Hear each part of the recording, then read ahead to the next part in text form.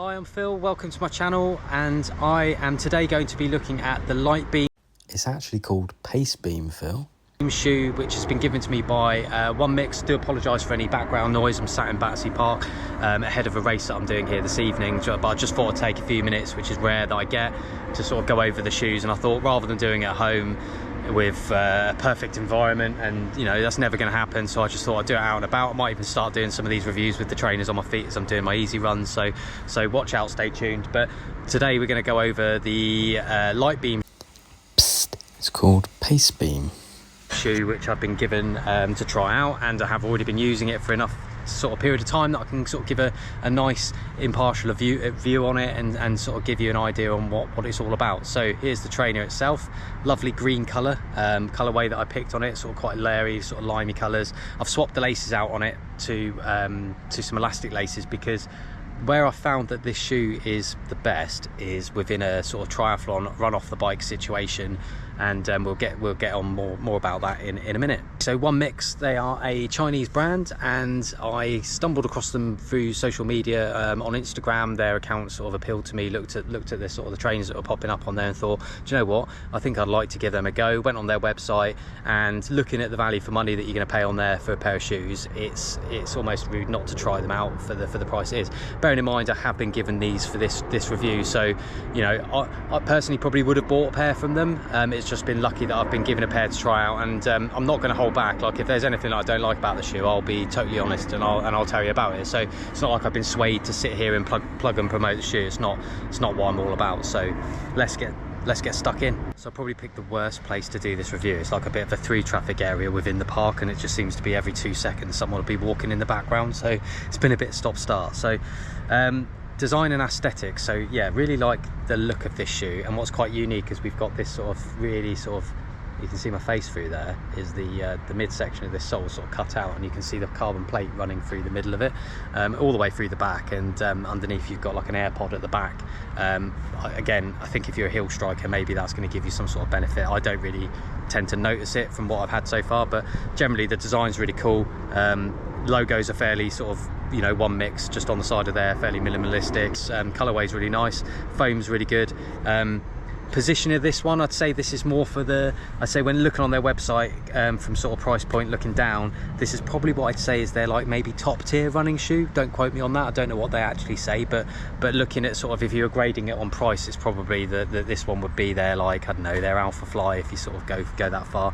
The plate in it's quite rigid in comparison to another pair that I've got from them, so I'd say it probably is probably their more responsive shoe. So the weight of this shoe I think comes in at around about 235 grams. It's got a 6mm drop on it, features a carbon plate through the middle of it. The sole is EVA Foam, I believe, when I asked on the sort of asked for some feedback on what that was. The construction is pretty good, the upper's fairly breathable, and it's a pretty robust and well put together shoe actually.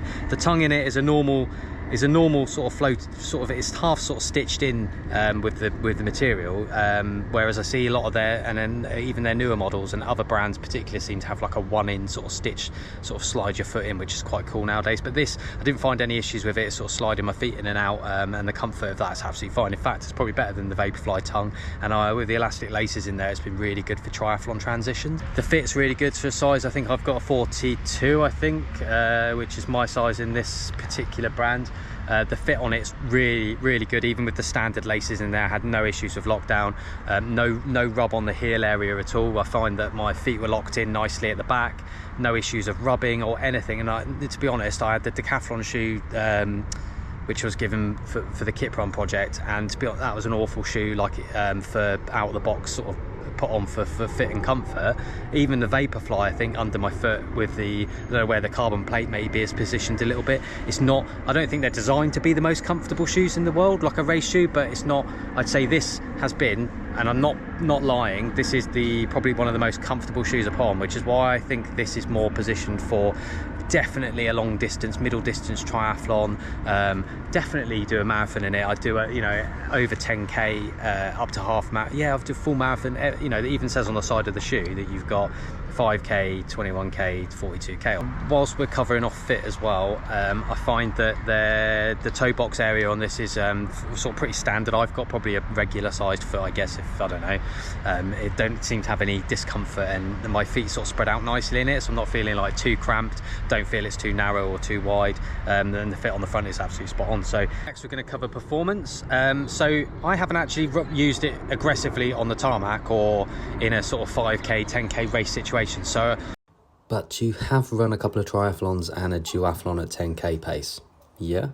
unfortunately I can't comment on what it's like in a speed environment, but I've done some speed sessions in it in training intervals, and it's reacted really well. Like, I've managed to sort of hit 5k target pace quite comfortably, not had any sort of issues where I'm you know, struggling with this shoe at all, and it's generally reacted quite well. I do feel that you get a bit of a bounce to it, to be fair, and it does feel like it gives a bit of an energy return, especially in sort of comparison to another shoe that I've been sort of given from them as well. So that's really positive. So traction and grip.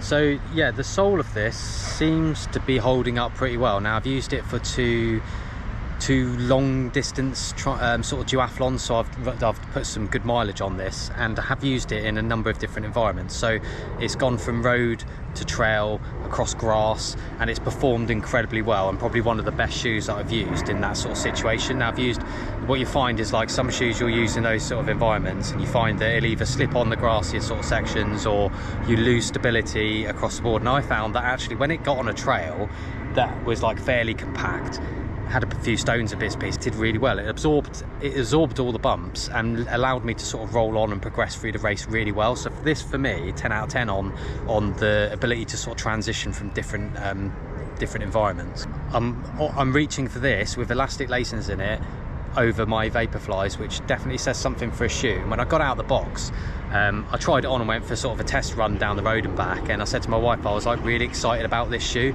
even to the point where I was almost getting a bit too excited, and I was like, oh, this could be the next like super shoe coming out of China.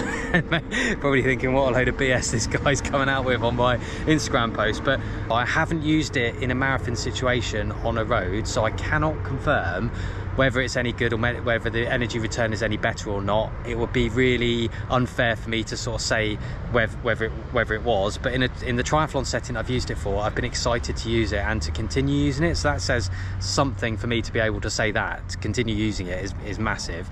I would love to give this shoe a good try out on the road, but what I worry is that I might have to reach out for another pair, because I fear by the time I do that I probably would have done too many duathlons, that I maybe would have lost the energy value or return from this shoe in a real race setting. So it would be quite good to maybe do like a warm-up race, sort of 20 miler prior to doing maybe a marathon at the end of that block, just to sort of see how this shoe performs. And I'm actually quite excited. I think it would perform really well. The breathability, yep, the upper has got a nice mesh that you're getting off. I've not had any issues, and I've used it in fairly warm. We're in sort of what we call British summer at the minute, so yeah, even on a rainy day, that it's not caused me any dramas. And there's sort of some holes within the bottom of the shoe there, so I think if you did fill them up with water coming out, maybe the water from a swim, or even like running in the wet, you wouldn't have any issues with this shoe, and it dries out quite nicely.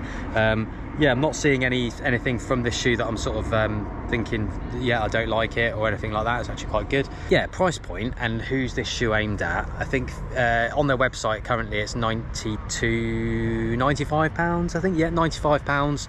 That includes your tax. Your shipping's not in there, but I don't think the shipping's that much money, and it's probably within a sensible limit that it doesn't put it over for import tax. I don't know. Who do I think this is pitched at? I think all variety of distances. Actually, it'd be a great training shoe.